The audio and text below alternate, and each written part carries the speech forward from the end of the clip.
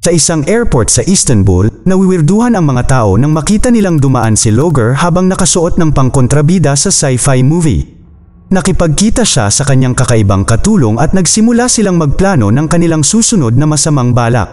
Samantala, sa bayan, ang nagbebenta ng carpet na si Arif ay namumuhay ng payapa kasama ang kanyang asawang si Seko, na dating alien princess. Siya ay buntis na at iniisip ni Arif na ang kanilang anak ay magiging katulad niya balang araw. Gusto ni Seko na bisitahin ng bata ang kanyang planeta kapag ipinanganak siya. Ngunit ibinente ni Arif ang kanyang sasakyang pangkalawakan para sa mabilis na pera at ngayon ay kailangan niyang bilhin ito pabalik. Sa kasamaang palad, wala na ang nagbebenta ng scrap, ngunit nakahanap si Arif ng nagbebenta ng gamot at bumili na lang ng ilang kakaibang asul na gamot. Sa sandaling iyon, nakita ni Arif ang mga kainahinalang tao na pumapasok sa kanyang tindahan kaya nagmadali siyang bumalik upang matuklasan ang kanyang arch-nemesis na si Logar. Handang lumaban, isinaaktibo ni Arif ang kanyang kakayahan at lumutang sa hangin, ngunit nag-ambala lamang ng isang kapitbahay. Matapos paalisin ni Arif ang lalaki, nagulat siya nang marinig na humingi ng tawad si Logar sa lahat ng kanyang masasamang ginawa, at pinatawad siya ni Arif dahil inialok ni Logar ang kanyang spaceship. Pagkatapos kumain ng tanghalian kasama si Seko, dinala ni Logar si Arif sa isang lumang pabrika sa labas ng lungsod, para lamang matumbas sa napakaliwanag na liwanag. Nang magising si Arif, natagpuan niya ang kanyang sarili na nakatali sa loob ng isang makina at natuklasan niyang walang spaceship. Ito ay plano ni Logar na nakawin sa kanya si Seko. Pagkatapos ay sinuot ni Logar ang mga damit ni Arif, ginupit ang kanyang buhok, naglagay ng peking bigote, at gumamit ng isang aparato upang baguhin ang kanyang boses. Sa paraang iyon ay hindi malalaman ni Seko na hindi siya ang tunay na Arif. Pagkatapos ay isinaaktibo ni Logar ang kakaibang makina, na nagsisimulang umikot at nagpapadala kay Arif ng 1,000,000 taon pabalik sa nakaraan. Sa una, si Arif ay hindi masyadong nag-aalala tungkol sa pagiging nasa Cretaceous period at sinubukang tawagan ang kanyang asawa, ngunit ang signal ay napakahina at ikinonekta siya sa isang tindahan sa halip. Nagsimulang maglakad si Arif upang makahanap ng mas magandang signal ngunit natigilan siya nang bigla niyang makita ang isang grupo ng mga dinosaur at sa wakas ay napagtanto niya kung gaano kaseryoso ang kanyang sitwasyon. Habang siya ay gumagala ng hindi alam kung ano ang gagawin, nakahanap si Arif ng 3 unggoy at nagpasya na turuan sila. Umaasa na sila ay mag-evolve at kalaunan ay bumuo ng isang bagay na magbabalik sa kanya sa kasalukuyan. Lumipas ang mga araw at sinisikap ni Arif ang kanyang makakaya na maging isang mahusay na guro, ngunit hindi ito masyadong epektibo. Sa kalaunan, dumating ang taglamig at ang pag-ihi ni Arif ay agad na nagyayelo sa bawat oras kaya siya ay gumawa ng isang dekorasyon. Pagsapit ng tagsibol, humaba na ang balbas niya, ngunit gumawa siya ng blade gamit ang ilang stick para ahitin ito. Sa kasamaang palad, ang mga unggoy ay hindi pa rin nagpapakita ng anumang mga palatandaan ng pagunlad, kaya iniwan sila ni Arif upang makahanap ng isang tunay na sibilisasyon. Sa sandaling umalis siya, isang itim na monolith ang bumagsak mula sa langit at dumating malapit sa mga unggoy bilang isang nod sa Space Odyssey. Samantala, si Arif ay tumawid sa kagubatan upang maghanap ng tubig habang hindi pinapansin ang anumang nilalang na kanyang madatnan. Gayunpaman, hindi nagtagal ay nakaharap niya ang isang T-Rex na umuungal sa kanya. Sinubukan ni Arif na mag-improvise ng isang tirador ngunit napigilan niya ang kanyang sarili nang mapagtanto niyang ang dinosaur ay isang ina lamang na nagpoprotekta sa kanyang mga itlog. Sa pag-iisip tungkol sa kanyang magiging anak, tinanggap ni Arif na umatras, at pinasalamatan siya ng T-Rex sa pamamagitan ng paghulog ng malaking pulot-pukyutan para sa kanya. Masayang kinakain ni Arif ang pulot hanggang sa matuklasan niya na napakalaki ng mga bubuyog dito. Agad siyang inatake ng isang malaking bubuyog at sinimulang habulin siya, kaya nagtago siya sa likod ng isang puno. Nang tumingala siya, nakita niya ang ilang cavemen na tinira siya ng tranquilizer para mawalan siya ng malay. Maya-maya, nagising si Arif sa isang kuweba na napapalibutan ng maraming cavemen sa gitna ng isang ritual. Iniisip ng pinunong si Dimi at ng kanyang anak na si Mimi na si Arif ay maaaring isang espiya na ipinadala ng isang tribo na kilala bilang mga Arrogans at gusto siyang mawala, kaya sinubukan ni Arif na ipaliwanag na siya ay nagmula sa hinaharap. Naputol ang kanilang pag-uusap sa pagdating ng isang grupo ng mga Arrogans na pinamumunuan ni Crow, na ilang taon nang umaapi sa tribo ni Dimi. Tuwing bibisita sila, kinukuha nila ang pagkain at kagamitan ng mga taga-nayon, At pinahihirapan sila ni Crow habang ipinapaalala niya sa kanila na bawal gumuhit, gumawa ng apoy, o mag-imbento ng mga bagay. Sa pagkakataong ito ay pumili rin si Crow ng 3 lalaki para sa isang espesyal na ritual at isa sa kanila ay si Arif, na tumangging pumunta. Habang nagpupumiglas siya, pinatumba siya ng mga Arrogants gamit ang isa pang tranquilizer. Ilang sandali pa ay hinihila na ng mga Arrogants ang mga bagong bilanggo pabalik sa kanilang nayon nang aksidenteng tumama ang ulo ni Stoney sa isang bato at nahulog mula sa kanyang kabayo, na naging sanhi ng pagkakabali niya sa kanyang braso. Ipinapalagay ni Crow na hindi nagagaling si Stoney at handa na siyang ilibing, ngunit agad na pinutol sila ni Arif at tinuruan sila kung paano gumawa ng pansamantalang gamot para sa naputol na braso. Laking pasasalamat ni Stoney, ngunit pinabalik pa rin si Arif para lumakad kasama ang mga bilanggo. Nang makarating sila sa nayon, nakipagkita si Stoney sa kanyang ama na si Kaya, ang pinuno ng mga Arrogants at pamangkin ni Crow. Nagalit si Kaya dahil nakakita siya ng handmade mask sa kwarto ni Stoney at pinagalitan siya dahil sa pagkakaroon niya ng mga interes tulad ng pagguhit at pagsasayaw kung kailan dapat siya ay nagsasanay upang maging isang mandirigma. Matapos ipadala si Stoney upang pahirapan ang mga alipin, pinag-usapan ni Kaya at Crow ang pagtatayo ng isang tore na aantig sa kalangitan. Ang isang larawan sa kuweba ay nagpapakita ng isang spaceship na bumisita sa mga cavemen at naaalala ng mga lalaki ang araw na nangyari ito. Ilang taon na ang nakalilipas, isang kakaibang metal na kagamitan ang bumababa mula sa langit at 2 misteryosong lalaki ang lumabas dito. Niregalo nila kay Sandy ang bola at dahil sa taggutom, patabalang ang mayreregalo ni Sandy sa kanila.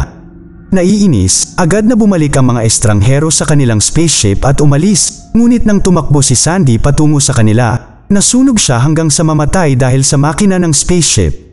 Mula noon, ayaw na ni Kaya sa teknolohiya at mga bagong imbensyon. Naniniwala rin siya na nasa langit na ang kanyang ama, at iyon ang dahilan kung bakit sila nagtatayo ng tore. Ilang sandali pa, inihayag na ang 3 lalaking dinala nila mula sa nayon ay dapat umakyat sa tore upang hanapin si Sandy. Wala pang nakaligtas sa pagsubok na ito, ngunit sino man ang makakagawa nito ay ituturing na isang bayani. Sa sorpresa ng lahat, nagboluntaryo si Arif na mauna na sinasabing madali ito. Dahan-dahan siyang umakyat sa tore, halos ilang beses na siyang muntikang mahulog ngunit mabilis na nakabawi at kalaunan, narating niya ang tuktok. Mayroong isang kakaibang tao doon na nagsasabi na ang buhay ay walang kabuluhan, at nang si Arif ay lumapit, ang lalaki ay nahulog. Nahawakan niya ang gilid at inalok siya ni Arif ng sigarilyo para tulungan siyang mag-relax, ngunit nang subukan ng lalaki na kunin ito, nahulog siya ng tuluyan sa pagkakataong ito. Pagkatapos, bumaba si Arif sa tore at ginulat ang lahat sa pamamagitan ng pagbabalik ng buhay. Nang magtanong sila tungkol kay Sandy, sa wakas ay tumama ang katawan ng lalaki sa lupa, ngunit ito ay isang random na manggagawa lamang. Nagalit si Kaya at inutusan ang lahat na itaas ang tore habang sinabi ni Crow kay Arif na pinapayagan siyang kumain at uminom ng lahat ng gusto niya ngayon. Pagkatapos ay tinanong ni Stoney kung maaari niyang ipinta ang larawan ni Arif sa isang bato dahil humanga siya sa kanyang kabayanihan, at nakita ni Arif ang lihim na koleksyon ni Stoney. Sinabi niya sa kanya na pirmahan ang kanyang mga ginawa upang malaman ng mga mananalaysay kung sino ang gumawa sa kanila. Nalaman din niya na si Stoney ay umiibig kay Mimi at nagpatato pa ng mukha sa katawan niya, ngunit ang kanilang pagmamahalan ay ipinagbabawal dahil siya ay mula sa ibang tribo. Para gumaan ang pakiramdam ni Stoney, nagpatugtog si Arif ng isang romantikong kanta sa kanyang telepono, ngunit ito ay nagpapaalala lamang sa kanya ng kanyang asawa. Nakiusap si Arif kay Stoney na tulungan siyang kunin ang lahat ng mga gamit at gadget na nakumpiska ni Kaya at bilang kapalit, tutulungan niya itong makasama si Mimi. Sa gabi habang ang lahat ay nagkakainan, si Stoney at Arif ay pumuslit sa isang lihim na kuweba kung saan itinatago ni Kaya ang lahat ng mga kagamitan. Mayroong lahat ng uri ng mga bagay doon tulad ng isang VHS player, ngunit sa kasamaang palad, ang kanilang paghahanap ay nag-ambala ni Crow, na agad silang dinala upang makita si Kaya. Sinabi ni Arif na naroon lamang sila upang idagdag ang kanyang telepono sa koleksyon at ang dahilan niya ay nagligtas sa kanila mula sa kaparusahan, ngunit pagkatapos ay inanunsyo ni Kaya na oras na para kay Stoney na magsimula ng isang pamilya. Nakahanap na si Kaya ng isang babae para sa kanyang anak, ngunit si Stoney ay naiinis sa kanya at tumangging pakasalan siya, kaya nagpasya siyang abandonahin ang nayon. Galit na galit, pinalayas din ni Kaya si Arif dahil sa pagtatanggol sa kanyang anak. Sa sandaling iyon, naglakbay sina Arif at Stoney hanggang sa matagpuan nila si Mimi at ang kanyang mga kaibigan na naliligo sa isang ilog. Sa ilang mga tip mula kay Arif kung paano makipag-usap sa mga babae, nilapitan ni Stoney si Mimi at binigyan siya ng mga bulaklak, ngunit sinaktan niya ito dahil siya ay kaaway. Pinutol sila ni Arif at ipinakita kay Mimi ang tato, ngunit dahil hindi pa rin humahanga si Mimi, inaalok ni Arif na dalhin ang lahat ng balahibo ng kababaihan. Habang patungo sila sa nayon, nag-usap sina Mimi at Stoney at pinahanga ni Stoney ang lahat sa pamamagitan ng pagtugtog ng plauta. Pagdating nila sa nayon, ipinakita ni Stoney ang kanyang katapatan kay Dimi at kinumbinsi sila ni Arif na hayaan silang manatili sa pagsasabing magtatayo siya ng bagong sibilisasyon ng walang mga pagbabawal. Pagkatapos ay nag-aalok si Arif ng isang talumpati na nakakakuha din sa kanya ng suporta mula sa buong nayon. Dahil sinabi ni Arif na hindi nila kailangang itago ang sining, dinala ni Mimi at Stoney ang mga bata upang magpinta sa mga dingding at magbonding sa proseso habang tinuturuan ni Arif ang mga lalaki kung paano gamitin ang razor. Kinagabihan, bumalik sa kuweba sina Arif at Stoney. Napansin ng batang gwardya ang kanilang mga kasuotan na gawa sa puno, ngunit ginulo siya ni Arif sa pamamagitan ng pagbibigay sa kanya ng mga gawain at ngayon ay maaari na silang pumasok sa kuweba upang nakawin ang lahat. Kinaumagahan, bumalik sila sa nayon na may dalang cartwheel na puno ng mga gadgets. Sa mga sumunod na linggo, itinuro ni Arif sa mga taga-nayon ang lahat ng uri ng mga imbensyon at kung paano maging wastong sibilisado. Mayroong isang makina para sa paggawa ng harina, mga aralin sa pagluluto at paggawa ng mga bitag, isang oven at isang kanal ng tubig, isang paaralan para sa mga bata, palayok at maging mga instrumento at dekorasyon. Habang lumilipas ang mga araw, patuloy ding nagkakalapit sina Mimi at Stoney. Sa kalaunan, ang nayon ay naging isang magandang lugar at opisyal nila itong itinatag mula sa fountain ng tubig. Gayunpaman, nadidismaya si Arif dahil hindi pa rin ito mabilis na sumusulong para makabuo ng time machine, kaya pinatahimik siya ng isang taga-nayon sa pamamagitan ng pagbabahagi ng ilang bagong naimbentong alak. Isang gabi sa isang party, nagbahagi si Arif ng ilang candy sa iba. Ngunit nang kumuha siya ng isa para sa kanyang sarili, hindi niya sinasadyang nainom ang asul na gamot. Sinusubukan ni Arif na panatilihing nagagambala ang kanyang sarili upang maiwasan ang pagtataksil niya kay Seko, ngunit kahit na ang mga nakakatawang gulay ay nagpapaalala sa kanya kung ano ang nawawala sa kanya. Desperado para sa kaginhawaan, siya ay nagtatapos sa pagpapalipas ng gabi kasama ang isang unggoy. Kinabukasan, dumating si Crow para sa karaniwang inspection at nabigla siyang makita ang lahat ng mga bagong imbensyon kaya pinaputukan niya ng dart si Arif. Ngunit si Stoney ay sinipsip lamang ang lason mula sa sugat at pagkatapos ay ipinahiya ni Arif si Crow sa harap ng lahat. Umalis ang isang galit na Crow, ngunit nangako siyang babalik kasama ang isang hukbo. Maya-maya, lumabas sina Arif, Stoney, Mimi at ang mga bata para mag-picnic. Ngunit pagbalik nila ay natuklasan nilang sinalakay ng mga Arrogans ang nayon at sinunog ang anumang natitira. Pagod na ang lahat sa mga Arrogans at nagpasya silang lumaban, kaya naisip ni Arif ang pinakamarahas na bagay na pinagdaanan niya, ang pakikipagkita sa mga galit na mga kabataan ng soccer. Nagbibigay ito sa kanya ng ideya upang maiwasan ang digmaan. Pumunta si Arif kay Kaya at nag-alok na magkaroon ng 6-6 na laban ng soccer match para malutas ang kanilang alitan, sa pag-aakalang siya ang may kapangyarihan sa isang modernong aktibidad. Kung mananalo ang koponan ni Arif, kailangan ibalik ni Kaya ang lahat ng mga ninakaw na bagay at hindi na sila guguluhin pa. Kung manalo ang koponan ni Kaya, si Arif mismo ang tatapos ng tore. Tinanggap ni Kaya ang deal at pagkatapos ay ginulat si Arif sa pamamagitan ng pagpapakita ng mga Arrogans na naglalaro sila ng mga laro ng bola mula noong nawala si Sandy upang parangalan ang kanyang memorya at mayroon siyang 6 na kamanghamanghang mga manlalaro, kabilang ang isang medyo mabangis na itinatago nila sa isang hawla. Isang bigong Arif ang bumalik sa nayon at nalaman na walang nakakaalam kung paano maglaro ng soccer maliban kay Kaharap, ngunit ang matanda ay tumangging maglaro dahil siya ay nakapasok ng 8 goal sa isang laban. Nagpasya si Dimi na siya ang magiging goalkeeper at inilagay ni Arif si Mimi sa pamamahala ng mga uniforme. Siya at si Stoney ang magiging forward striker at 3 random na taga-nayon ang pinili upang punan ang koponan. Nang hapong iyon ay sinimulan ni Arif ang pagsasanay sa bagong koponan sa loob ng mahabang oras, na binago sila mula sa mga clumsy cavemen tungo sa mga aktwal na manlalaro na maaaring sipain ang bola ng eksakto kung saan nila gusto. Tinuturuan din ni Arif ang natitirang bahagi ng nayon kung paano kumanta ng mga pansuportang awit. Hindi nagtagal ay dumating ang malaking araw at nagpadala ang mga Arrogants ng isang mangkukulam upang gawing mas maliit ang kanilang goal net. Ang malalaking apoy ay nag-aanunsyo sa simula ng laban at kailangan lang ng mga Arrogants ng ilang segundo upang madaig ang koponan ni Arif na mabilis na umiskor ng ilang mga goal. Napakadaya din nila maglaro, ngunit ang referee ay si Crow at pinapaboran niya ang kanyang mga tauhan. Biglang nagkamali ang kaaway na nagpapahintulot sa isang manlalaro mula sa koponan ni Arif na maka-score ng isang goal na nagbabalik ng pag-asa ngunit hindi sinasadyang nahulog din sa isang lava hole.